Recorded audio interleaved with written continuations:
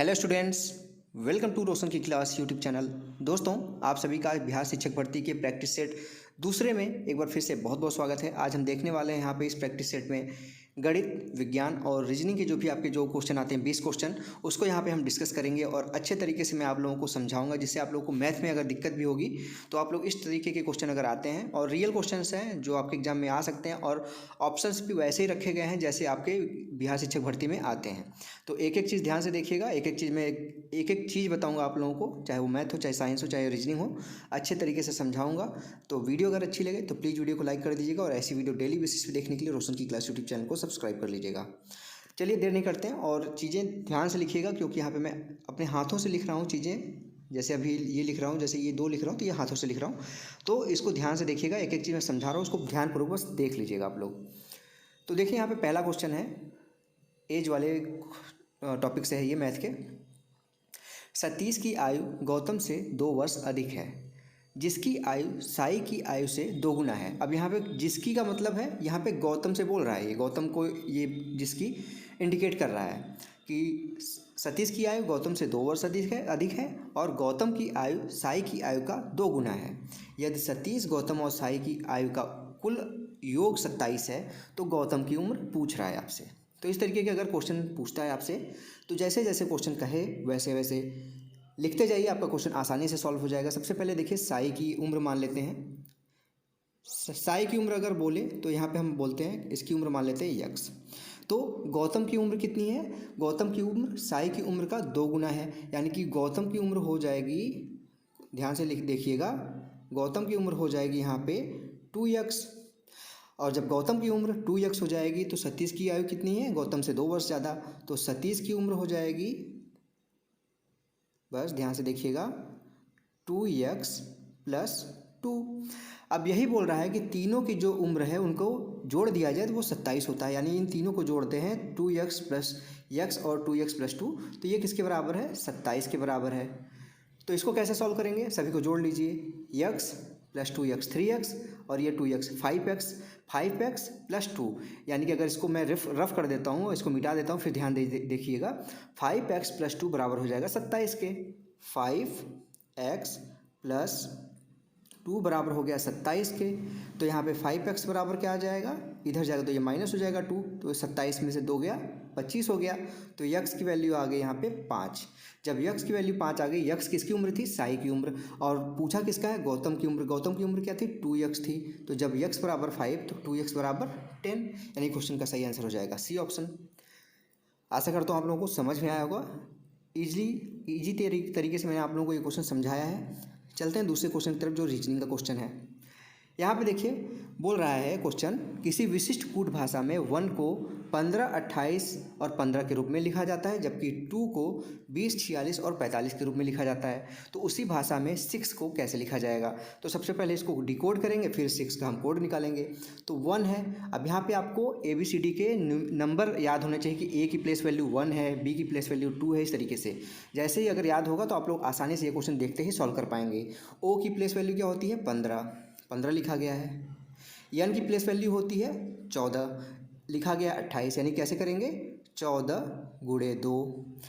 ई की place value होती है 5 और लिखा गया 15। 5 को 15 कैसे बनाएंगे? 5 × 3, यानी कि पहली प्लेस वैल्यू सेम है, दूसरी प्लेस वैल्यू में 2 का गुणा किया गया, तीसरी प्लेस वैल्यू में 3 का गुणा किया गया है। इसी तरीके से देखेंगे टी की प्लेस वैल्यू होती है 20, डब्ल्यू की प्लेस वैल्यू होती है 23, तो उसका डबल हो गया 46, और ओ की प्लेस वैल्यू होती है 15, तो इसका 3 गुणा हो गया 45। इसी तरीके से 6 का अब हम निकालना होगा। 6 का क्या होगा? यस की वैल्यू होती है 19, तो 19 लिख लीजिए। आई की प्लेस वैल्यू होती है 9, तो 9 × 2 करेंगे तो 18 हो जाएगी। यक्स की प्लेस वैल्यू होती है 24, तो 24 × 3 करेंगे तो 72 आ जाएगी। ठीक है, यानी इस क्वेश्चन का सही आंसर हो जाएगा सी ऑप्शन। चलते हैं अगले क्वेश्चन की तरफ, तीसरे क्वेश्चन की तरफ। ये भी देखिए आपका औसत वाला ही एक तरीके से क्वेश्चन है। क्वेश्चन बोल रहा है, एक समूह के 12 सदस्यों का औसत 10 था, जबकि दूसरे समूह में n सदस्यों का औसत 12 था। यदि संयुक्त माध्य यानी कि कंबाइंड करके अगर हम एवरेज देखते हैं तो एवरेज आता है 11.2। तो n का मान पूछ रहा है कि दूसरे समूह में कितने सदस्य थे। तो यहाँ पे देखिए पहले समूह का यहाँ पे क्या था? कुल औसत था 12, यानी कि 12 सदस्यों का औसत था 10, यानी कि कुल हो जाएगा, औसत ऐसे निकालते हैं, टोटल अगर निकालना हो तो जितने सदस्य कितना औसत है, टोटल आ गया 120। ठीक, दूसरी तरफ कितने हैं, यन सदस्य हैं और औसत आ रहा है 12, यानी कि यहाँ पे आ जाएगा 12 यन। और टोटल अगर कहा जाए तो टोटल का औसत आ रहा है 11.2। अब टोटल का औसत कैसे निकालेंगे, टोटल का औसत निकालने के लिए कुल औसत होगा, कुल माध्य कैसे निकालेंगे, पहले वाले जितने सदस्य हैं जितना योग आया, दूसरे वाले जितना योग आया, दोनों में कितने सदस्य हैं इसका भाग दे देंगे, आपको उनका औसत पता चल जाएगा। और वो औसत दिया है 11.2। ठीक है, इसको लिख लीजिएगा, आगे मैं इसको रफ करता हूँ, फिर से करता हूँ जिससे देखने में आपको आसानी हो। अब पहले कुल सदस्य थे 120, दूसरे ग्रुप का कुल कितना आया था, 12 यन आया था, तो उसको जोड़ लीजिए, 12 यन हो गया। और कुल सदस्य कितने हो गए, 12 पहले वाले सदस्य और दूसरे वाले सदस्य यन, और इनका औसत आया है 11.2। इसको सॉल्व करेंगे अगर आप तो यहाँ पे यन की वैल्यू आ जाएगी, इसको सॉल्व कर लीजिएगा, इसको सॉल्व कर इसका गुणा उठा के इसमें कर देंगे तो आपका यन की वैल्यू यहाँ से आ जाएगी 18।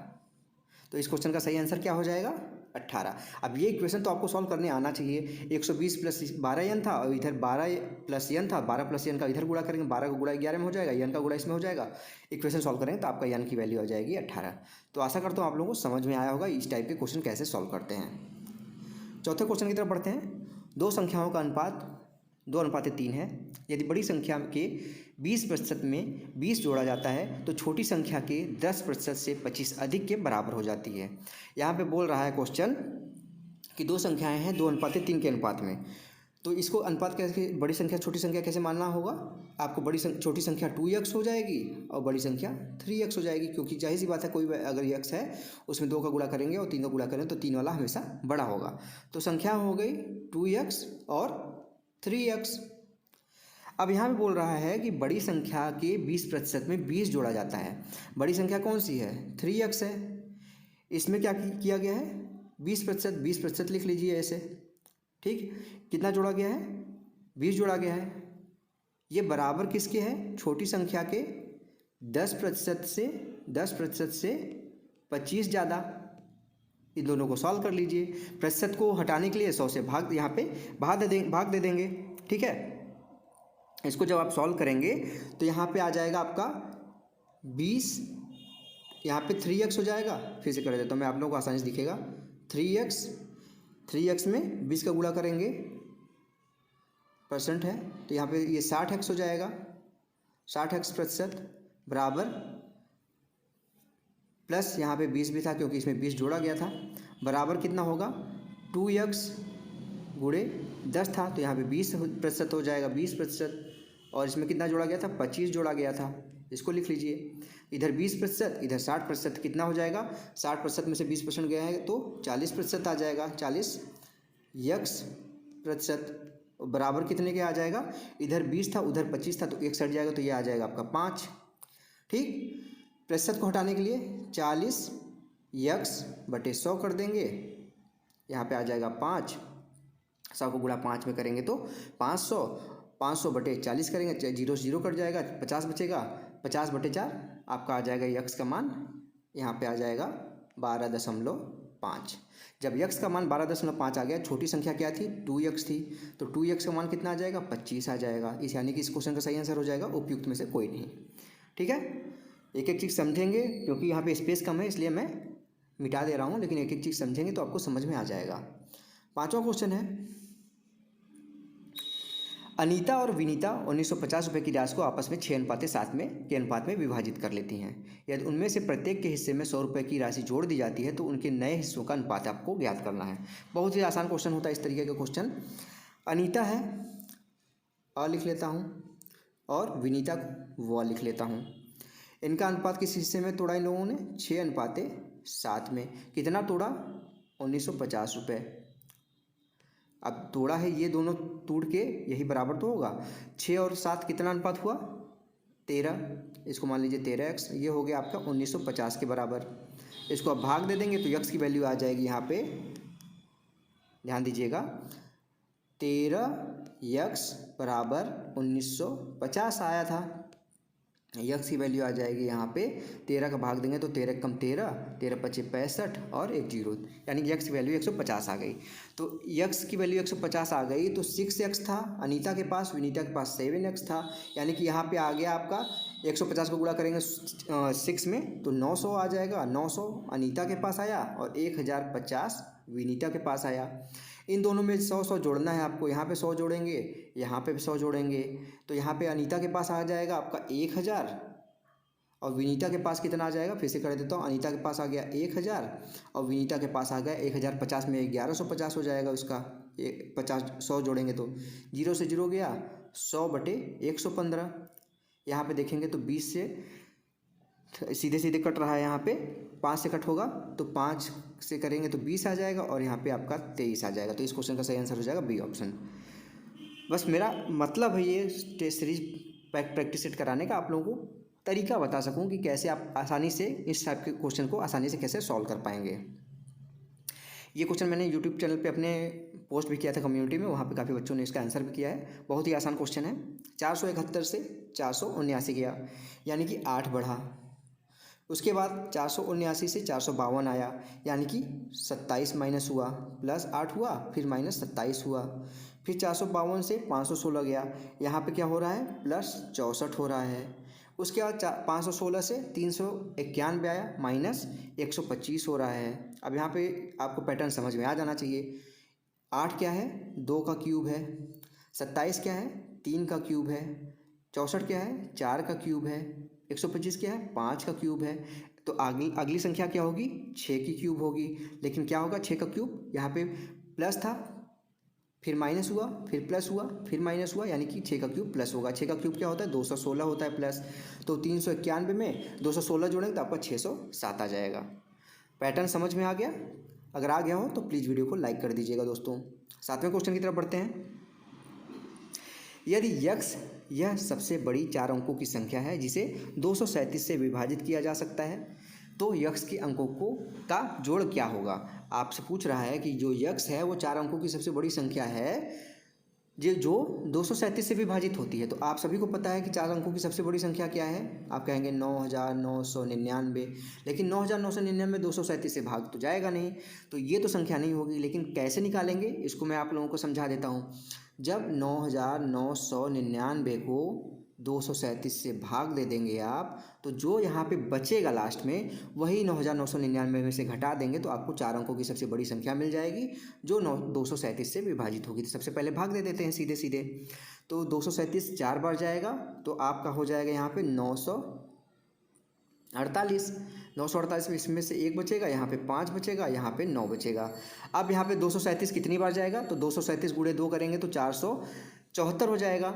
2 बार गया, 474 हो गया। यहाँ पे शेष कितना बचा, यहाँ पे 5 बचा, इधर लिख लेता हूँ। 9 में से 4 गया 5 और यहाँ पे हासिल गया तो 11 में से 7 गया 4, 45 बचा।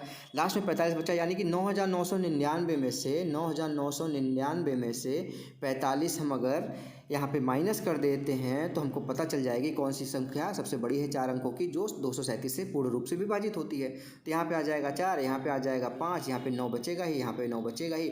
अब ये लास्ट में क्या पूछा है, यक्स जो संख्या आई है उनके अंकों का जोड़। तो 9 दूनी 18 और 9 27, आपका सही आंसर हो जाएगा 27। तो आशा करता हूँ ये भी क्वेश्चन समझ में आ गया होगा अच्छे तरीके से। 8वें क्वेश्चन की तरफ बढ़ते हैं। सिंपल इंटरेस्ट का क्वेश्चन है, काफ़ी अच्छा क्वेश्चन है, ये भी ध्यान दीजिएगा। क्वेश्चन समझिएगा पहले। साधारण ब्याज यानी कि सिंपल इंटरेस्ट की दर पर निवेशित एक धनराशि 3 वर्ष में 1512 हो जाती है और 4.5 वर्ष में वो 1668 हो जाती है। यानी कि 3 वर्ष से लेके 4.5 वर्ष, यानी कितने साल हो गया, 1.5 साल हो गया। 3 वर्ष से 4.5 वर्ष, 1.5 साल में कितनी धनराशि हुई, 1668 में से अगर 1512 घटा दें तो हमको पता चल जाएगा। तो 1512 में से 2 यहाँ पे 8 में से 2 गया 6 बचा, 6 में से 1 गया 5 बचा। समझ आ रहा है आप लोगों को? और लास्ट में 1 बचा, यानी कि 1.5 वर्ष में धनराशि हुई 156। तो अगर हम 3 वर्षों में हम निकाल लें तो 3 वर्ष में कितना हो जाएगा, 1.5 में 2 का गुणा कर रहे हैं तो 3 वर्ष हो रहा है, तो 156 में भी 2 का गुणा करेंगे तो 312 हो जाएगा। यानी कि 3 वर्षों में वो धनराशि 312 रुपये बढ़ी, क्योंकि सिंपल इंटरेस्ट जो है वो शुरू में जितना होता है उतना ही बाद में भी होता है। तो 3 वर्षों में 312 रुपये बढ़ गई है हमारी धनराशि। तो यहाँ पे 3 वर्ष में बढ़कर 1512 हुआ। तो 3 वर्ष पहले कितना रहा होगा? तो 3 वर्ष पहले निकालने के लिए हमारे पास 300, यहाँ पे 1512 में से हम 312 घटा देंगे, क्योंकि 3 वर्ष पहले हमारे पास वही धनराशि बची रही होगी। तो 0 हो गया, यहाँ पे 0 हो गया, यहाँ पे 2 हो गया, यहाँ पे 12, यानी कि 1200 रुपये हमने इन्वेस्ट किया था। 1200 रुपये हमने इन्वेस्ट किया था, जो कि 3 वर्ष में बढ़ के वो 1512 हो गई। अब यही निकालना है कि कितना % दर से हमने वो धनराशि इन्वेस्ट की थी, यानी कि निवेशित की थी। तो कैसे निकालेंगे? बहुत ही आसान तरीका होता है। 312 रुपये हमको मिला 3 वर्ष में, ठीक है। प्रतिशत के लिए 100 से गुणा करेंगे। हमारे पास मूलधन कितना था? 1200 था। समय कितना था? 3 वर्ष था। तो ये 2 जीरो से ये 2 जीरो कट कर दीजिए, 3 से कट होके ये हो जाएगा 3 एकम 3 और ये 104/12। इसको सॉल्व करेंगे तो ये आपका आ जाएगा 52/6। इसको भी सॉल्व करेंगे तो आपका आ जाएगा 26/3%। आपका आंसर कौन सा आया? ए ऑप्शन बिल्कुल सही हो गया। तो आपको सिंपल इंटरेस्ट कैसे सॉल्व करना है, इस तरीके से आप आसानी से सॉल्व कर सकते हैं। % निकालना आपको आना चाहिए। 9वें क्वेश्चन की तरफ बढ़ें। आवर्त सारणी के बारे में यहाँ पे पूछ लिया है। साइंस का क्वेश्चन आ गया आपका, और आवर्त सारणी आपको याद होने चाहिए। कुछ तो बेसिक चीज़ें याद होनी ही चाहिए कि ऊपर से नीचे की तरफ बढ़ते समय परमाणु क्रमांक क्या होता है, परमाणु भार क्या होता है, ये चीज़ें पता होनी चाहिए कुछ।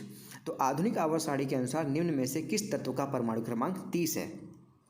तो सबसे पहले मैं बता दूं आप लोगों को याद रखने के लिए कि CO जो है वो कार्बन मोनोऑक्साइड है, ठीक है। इसका होता है परमाणु क्रमांक 27। Cu यानी कि कॉपर का परमाणु क्रमांक होता है 29। Ni यानी कि निकिल, इसका परमाणु क्रमांक होता है 28। यानी कि इन तीनों में से तो कोई भी नहीं है, क्योंकि यहाँ पूछा है 30 का, और 30 का आपको याद होना चाहिए परमाणु क्रमांक किसका होता है। यहाँ पे होता है जिंक का, यानी कि Zn का। जिंक का परमाणु क्रमांक होता है 30, यानी इस क्वेश्चन का सही आंसर हो जाएगा उपयुक्त में से कोई नहीं, ठीक है। 10वें क्वेश्चन की तरफ बढ़ते हैं। ये बहुत बार क्वेश्चन पूछा गया है। इसको केल्विन पैमाने को आपको सेल्सियस में कैसे बदलना है, सेल्सियस को केल्विन में कैसे, कोई तापमान दे देगा आपको सेल्सियस में, उसको केल्विन में बदलने के लिए कह देगा। केल्विन में भी कुछ दे देगा, उसको सेल्सियस में बदलने के लिए कह देगा। तो ये तरीका पता होना चाहिए कैसे चेंज करते हैं। यहाँ पे पूछ रहा क्वेश्चन, केल्विन पैमाने पर लिए गए ताप को सेल्सियस पैमाने पर बदलने के लिए आपको दिए गए ताप में क्या करना होगा। तो यहाँ सबसे पहले देखिए, केल्विन को अगर सेल्सियस में बदलना हो तो 273 प्लस डिग्री सेंटीग्रेड। अगर हमको कोई केल्विन में दिया है, उसको बोल रहा है कि डिग्री सेंटीग्रेड में बदलना है, तो उसमें 273 को ऐड कर देते हैं। लेकिन यहाँ पे जस्ट उल्टा पूछा है कि अगर केल्विन पैमाने पर कोई ताप दिया है, उसको सेल्सियस पैमाने पर बदलने के लिए क्या करना होगा। तो यहाँ पे क्या करेंगे, हम टेम्परेचर को हम बदल देंगे। यहाँ पे 273 को घटा देंगे। अगर हम 273 को उसमें से घटा देंगे तो वो क्या हो जाएगा, सेल्सियस। क्वेश्चन क्या बोल रहा है, केल्विन पैमाने पर लिए गए ताप को सेल्सियस पैमाने पर बदलने के लिए आपको दिए गए ताप को उसमें से 273 को घटाना होगा, तब हमारा जाके आ जाएगा वो डिग्री सेंटीग्रेड में, ठीक है। आशा करता हूँ आप लोगों को समझ में आ गया होगा। आगे बढ़ते हैं, ठीक है। 11 नंबर के क्वेश्चन की तरफ बढ़ते हैं। मानव शरीर का कौन सा अंग रक्त में शर्करा की मात्रा को नियंत्रित करता है। काफ़ी बार क्वेश्चन ये भी पूछा गया है। तो शर्करा की मात्रा यानी कि ग्लूकोज की मात्रा को कौन नियंत्रित करता है। तो मानव शरीर का अग्नाशय जो होता है वो आपके शर्करा की मात्रा को नियंत्रित करता है। अगर यहाँ पे बात की जाए कि कौन कौन से यहाँ पे अग्नाशय से हार्मोन्स निकलते हैं, आपके एग्जाम में क्वेश्चन इस टॉपिक से रिलेटेड भी पूछ सकता है। तो अग्नाशय से निकलने वाले हार्मोन्स हैं यहाँ पे, ध्यान दीजिएगा। एक तो होता है अल्फा, ध्यान से लिख दे रहा हूँ मैं, देख लीजिएगा। अल्फा सेल ग्लूकाजन, ठीक, अल्फा सेल ग्लूकाजन। उसके बाद एक होता है आपका बीटा सेल इंसुलिन, ठीक, और तीसरा होता है यहाँ पे गामा सेल सोमैटोस्टेशन। स्पेलिंग मैं लिख दे रहा हूँ, आप देख लीजिएगा। सोमैटोस्टेशन, TION, ठीक है। ये तीनों चीज़ें देख के लिख लीजिए। बस इस क्वेश्चन का सही आंसर याद रखिएगा कि अगर शर्करा से यानी कि वो क्या कहते हैं ग्लूकोज से रिलेटेड पूछ रहा है कि रक्त में हमारी मात्रा को कौन नियंत्रित करता है, तो अग्नाशय करता है। 12 नंबर का क्वेश्चन है, काफ़ी अच्छा क्वेश्चन ये भी है। प्रोपेन का रासायनिक सूत्र पूछ रहा है आपसे, कौन सा है? तो प्रोपेन क्या रासायनिक सूत्र पहले जानने से पहले आप प्रोपेन कितने नंबर पे आता है अपने क्या कहते हैं एल्केन श्रेणी में? तो प्रोपेन आपका आता है तीसरे नंबर पे। पहले मेथेन आता है, फिर एथेन आता है, फिर प्रोपेन आता है, फिर ब्यूटेन आता है, फिर पेंटेन आता है, फिर एथाइन आता है, फिर बेंजीन आता है। इसलिए और इसका सूत्र क्या होता है? जो एल्केन श्रेणी का सूत्र होता है, सामान्य सूत्र होता है, CN होता है H2N+2। यानी कि अगर आपसे मेथेन पूछता है, पहले नंबर का पूछता है, तो C एक रखेंगे N की जगह पे तो C ही रहेगा। H की जगह फिर यहाँ पे एक रखेंगे तो 2 और 2 4 हो जाएगा, CH4 हो जाएगा। आपको तरीका बता रहा हूँ जिससे आप लोग खुद से सूत्र निकाल सकते हैं। ये तो हो गया मेथेन का। एथेन के लिए N की जगह पे क्या रखेंगे? 2 रखेंगे तो CnH2n+2 में N की जगह पे 2 रखेंगे तो C2H, यहाँ पे 2 रखेंगे तो ये 4 हो जाएगा, 4 + 2 6, यानी कि C2H6 हो जाएगा। प्रोपेन का निकालने के लिए पूछ रहा है, प्रोपेन में 3 रखेंगे N की जगह पे तो C N की जगह पे 3 रखे, H2n मतलब N की जगह 3 रखेंगे तो 6 हो जाएगा और +2 तो यहाँ पे आ जाएगा आपका 8, C3H8 हो जाएगा। तो यानी कि इस क्वेश्चन का सही आंसर क्या हो जाएगा? प्रोपेन का रासायनिक सूत्र C3H8। ठीक, 12 नंबर के क्वेश्चन के बाद चलते हैं 13 नंबर के क्वेश्चन की तरफ। निम्न में से कौन से संकेतक का उपयोग अम्लीय और उदासीनी विलयनों के बीच फर्क करने के लिए नहीं किया जाता? क्वेश्चन ध्यान से पढ़िएगा, कोई एग्जाम में आए तो नहीं के लिए अगर पूछ रहा है कि कौन सा ऐसा है इंडिकेटर जिसका हम उपयोग अम्लीय और उदासीनी विलयनों के लिए फर्क करने के लिए नहीं कर सकते, तो होता है फिनोप्थेलिन। फिनोप्थेलिन का यूज हम नहीं कर सकते अम्लीय और उदासीनी विलयनों के बीच अंतर निकालने के लिए। अगले क्वेश्चन की तरफ बढ़ते हैं। विषुवतीय रेखा क्षेत्र के सघन वन लाभदायक हैं। जो विषुवतीय रेखा है वहाँ पे आप सभी को पता है सबसे ज़्यादा जो बीच की रेखा है उसके आसपास के जो वन होते हैं बहुत घने होते हैं, सघन वन होते हैं, क्योंकि वहाँ पे सबसे ज़्यादा धूप पड़ती है, सूर्य का प्रकाश पड़ता है पृथ्वी के सबसे बीच वाली लाइन के पास, साल भर प्रकाश वहाँ पे विद्यमान रहता है, इसलिए वहाँ पे जो वनस्पतियाँ होती हैं ज़्यादा मात्रा में उगती हैं। आपसे पूछ रहा है कि जो विषुवतीय रेखा क्षेत्र के सघन वन हैं वो किस काम में आते हैं, सबसे ज़्यादा लाभदायक किस लिए होते हैं? तो यहाँ पे सबसे पहले मैं बता दूँ, जो विषुवतीय रेखा क्षेत्र के सघन वन होते हैं वो इमारती लकड़ियों के लिए होते हैं। काफ़ी ज़्यादा उनकी लकड़ियाँ हम यूज करते हैं अपने घरों में, फर्नीचर्स में, सबसे ज़्यादा इमारती लकड़ियों के लिए फेमस है, लाभदायक है। इसलिए इस तीनों में से कोई भी नहीं है, इस क्वेश्चन का सही आंसर हो जाएगा उपयुक्त में से कोई नहीं।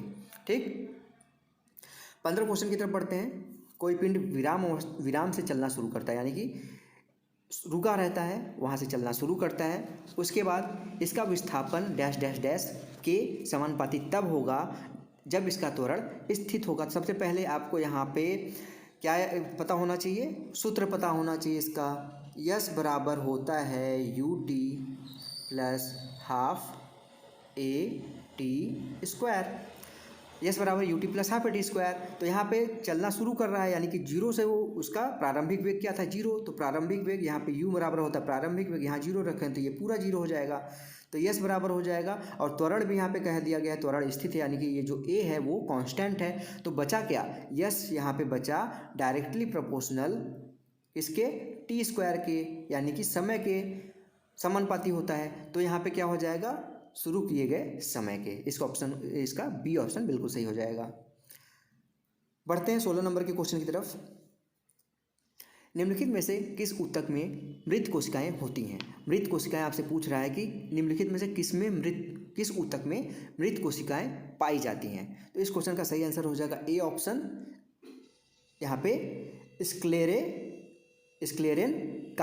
स्क्लेरेन काइमा में मृत के ऊतक में मृत कोशिकाएं पाई जाती हैं। ठीक है, इसे स्क्लेरेन काइमा को दृढ़ ऊतक की कोशिका यहाँ पे कहा जा सकता है। दृढ़ ऊतक की कोशिकाएं मृत यहाँ पे लंबी, सक्रिय तथा दोनों सिरों पर नुकीली होती हैं। स्क्लेरेन काइमा याद रखिएगा। बढ़ते हैं 17 नंबर के क्वेश्चन की तरफ। काफ़ी अच्छा क्वेश्चन ये भी है।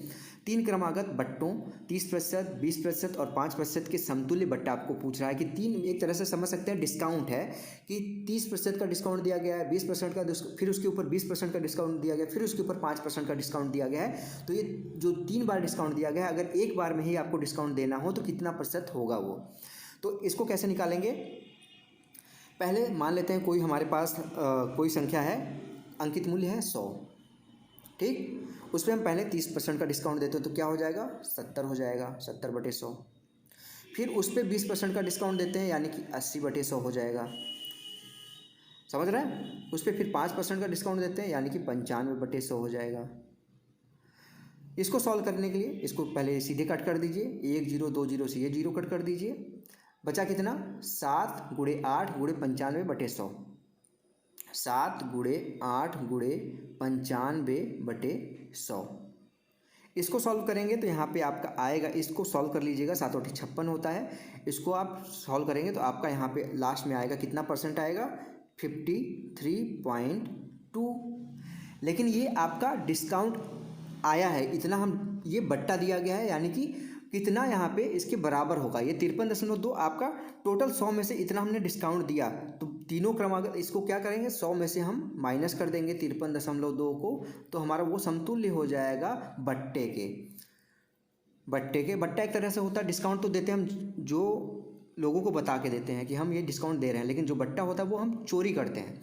तो ये तो हमने दिखा दिया 53.2, चोरी कितना कर लिया, 100 में से हम 53.2 तो दिखा रहे हैं, चोरी कितना किया, 100 में से अगर हम 53.2 माइनस कर देंगे तो बचेगा, इसको दशमलव के आगे 0 बढ़ा लीजिए, यहाँ पे आ जाएगा आपका 8, यहाँ पे 10 में से आपका यहाँ पे आएगा 9 में से 3 गया 6, यहाँ पे 9 में से 5 गया 4, 46.8% इस क्वेश्चन का सही आंसर हो जाएगा, ठीक है। समतुल्य बट्टा इसका हो जाएगा, क्योंकि स्टार्टिंग में जो आपको 53.2 आया वो तो आपको डिस्काउंट हो गया, समतुल्य डिस्काउंट हो गया, आपको उतना दे रहा है। लेकिन अगर बट्टा पूछा जाए तो जो डिस्काउंट दे रहे हैं उसके अपोजिट हो जाएगा 100 के, तो क्या हो जाएगा, 46.8% का हमने उस पर टोटल डिस्काउंट दिया है। ये भी क्वेश्चन काफ़ी अच्छा है, अगर आप लोग इस क्वेश्चन को देखेंगे नहीं तो इस क्वेश्चन को सॉल्व करने में आपको एग्जाम में हो सकता है काफ़ी समय लगे। क्वेश्चन है 2.3 माइनस 0.027 बटे में है 2.3 प्लस 0.69 प्लस 0.09। इसका मान आपको ज्ञात करना है। तो इसका मान कैसे ज्ञात करेंगे, सबसे पहले इसको देखिए इस तरीके से लिख सकते हैं, 2.3 माइनस, इसको हम लिख क्या सकते हैं 0.3 बटे में, ये तो ऐसे लिख लीजिए 2.3 माइनस, सॉरी प्लस, यहाँ प्लस है, 0.69 है, तो 0.69 को यहाँ पे हम इस तरीके से भी लिख सकते हैं 0.3 गुणे 2.3, ठीक है। इसको इस तरीके से भी लिख सकते हैं, इसका जब गुणा करें तो यही आ जाएगा 0.69। उसके बाद यहाँ पे लास्ट में बचा है, यहाँ पे इसको भी लिख लेते हैं प्लस 0.3 का स्क्वायर। इसको जब सॉल्व करेंगे यहाँ पे देखेंगे तो ये आपका एक सूत्र है, ये आपका बन रहा है a³ माइनस b³ का फॉर्मूला, ठीक है, ये बन गया। और नीचे आपका बन रहा है a² plus ab plus b²। अब ध्यान से देखिए, मैं सूत्र लिख रहा हूँ a³ माइनस b³ बटे क्या बन रहा था, बटे बन रहा था a² plus ab plus b²।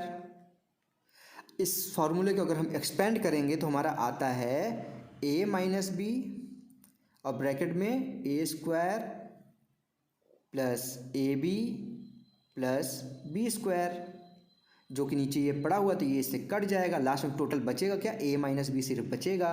तो a माइनस बी आपको निकाल देना है, a आपका है 2.3 माइनस b कितना है, b आपका था 0.3, तो यहाँ पे 2.3 में से 0.3 माइनस करेंगे तो आपका आंसर आ जाएगा। तो ए ऑप्शन बिल्कुल सही हो जाएगा इसका, ठीक, समझ में आ गया। आपको सूत्र याद होने चाहिए सबसे पहले मैथ में। तो 19 नंबर के क्वेश्चन की तरफ बढ़ते हैं। एक व्यक्ति को कुल धन का 3/8% भाग मिला तथा उसके मित्र को शेष धन का 3/8 भाग मिला। यदि दोनों के भागों का अंतर 36 हो तो कुल धन कितना होगा। बहुत ही आसान क्वेश्चन है। ऐसे टाइप के क्वेश्चन अगर जो होते हैं बहुत ही आसान टाइप के क्वेश्चन होते हैं। बस आपको जो क्वेश्चन बोल रहा है उसको आपको लिखते जाना है, आपका क्वेश्चन आसानी से सॉल्व हो जाएगा। एक व्यक्ति को कुल धन का 3/8 भाग मिला, यानी कि अगर हम कुल धन मान लेते हैं x, तो उस व्यक्ति को कितना मिला है, 3/8 भाग मिला है, यानी कि 3/8 उसको मिला है।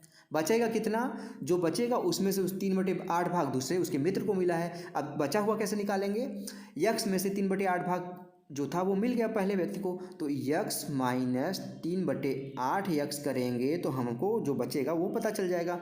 8 कम 8 माइनस 3, 5/8 x जो बचा था वो हो गया 5/8 x, 5/8 x जो बचा था वो हो गया। अब इसका 3/8 भाग, यानी कि इसमें गुणा कर देंगे 3/8 भाग का, तो वो उसके मित्र को मिला था। पहले वाले आदमी को मिला है 3/8 x, दूसरे वाले आदमी को मिला है 3/8 गुणे 5/8 x। इसको सॉल्व कर लीजिए। 5 × 15, 8 × 8 = 64, यानी कि दूसरे व्यक्ति को मिला है 15/64 x। पहले व्यक्ति को मिला है 3/8 x, दूसरे व्यक्ति को मिला है 15/64 x। इसको फिर से लिख लेते हैं। पहले व्यक्ति को मिला है 3/8 x, दूसरे व्यक्ति को मिला है 15/64 x। अब बोल रहा है इन दोनों के भागों का अंतर 36, यानी कि इन दोनों के भागों में अंतर करेंगे तो ये हमारा 36 के बराबर आ जाएगा। इसका एलसीएम ले लेंगे। 8 और 64 का एलसीएम होता है 64, 8 × 8 = 64, 8 × 3 = 24, यानी कि 24 x आ जाएगा यहाँ पे। माइनस 8 64 एकम 64 और ये 15 में गुणा हो जाएगा तो 15 x आ जाएगा यहाँ पे, बराबर 36 के। ठीक, 24 x माइनस 15 x, फिर से कर दीजिए। 24 x माइनस 15 x बटे 64 बराबर 36। यहाँ पे ये 24 में से 15 गया, 9x आ जाएगा। 9x बराबर 36 गुणे 64, 9 चौक 36, x का मान आ जाएगा 4 गुणे 64 256। तो इस क्वेश्चन का सही आंसर हो जाएगा 256। वो जो धनराशि थी वो 256 रुपये थी। 20वां क्वेश्चन है, काफ़ी अच्छा क्वेश्चन है, करंट अफेयर का है। किरण बलियान ने एशियाई खेलों 2023 में 72 वर्षों में भारत के लिए पहला पदक किस खेल में जीता। तो इस क्वेश्चन का सही आंसर आपका हो जाएगा गोला फेंक में इन्होंने ये पदक जीता था। किरण बलियान जी 72 वर्षों में पहली बार भारत की तरफ से इन्होंने गोला फेंक में यहाँ पे पदक जीता था। ठीक, आशा करता हूँ आप लोगों को समझ में आया होगा, और चीज़ें अगर समझ में आई हूँ तो आज के लिए इतना ही क्वेश्चन है। काफ़ी बड़ी वीडियो बन गई हो क्योंकि मैथ मैंने पढ़ाया है इसमें काफ़ी डिटेल में। तो अगर वीडियो अच्छी लगी हो तो प्लीज़ वीडियो को लाइक ज़रूर करिएगा दोस्तों। और ऐसी वीडियो अगर आप लोगों को डेली बेसिस पे देखनी है, बीपीएससी की तैयारी करनी है या फिर किसी भी टीचिंग एग्जाम की तैयारी करनी है, तो रोशन की क्लास यूट्यूब चैनल को सब्सक्राइब कर लीजिए, बिल्कुल फ्री है। नीचे सब्सक्राइब बटन उस पर क्लिक करके सब्सक्राइब कर लीजिएगा, साथ ही साथ बेल आइकन जरूर दबा के रखिएगा। और वीडियो अगर एक बार में देखने में आप लोगों को कुछ कमी लगे तो दूसरी बार रिवाइज करके देखिएगा, आप लोगों को सारी चीज़ें समझ में आ जाएंगी। तो स्टूडेंट्स, मिलते हैं नेक्स्ट वीडियो में, तब तक के लिए आप सभी का बहुत बहुत धन्यवाद। जय हिंद, वंदे मातरम।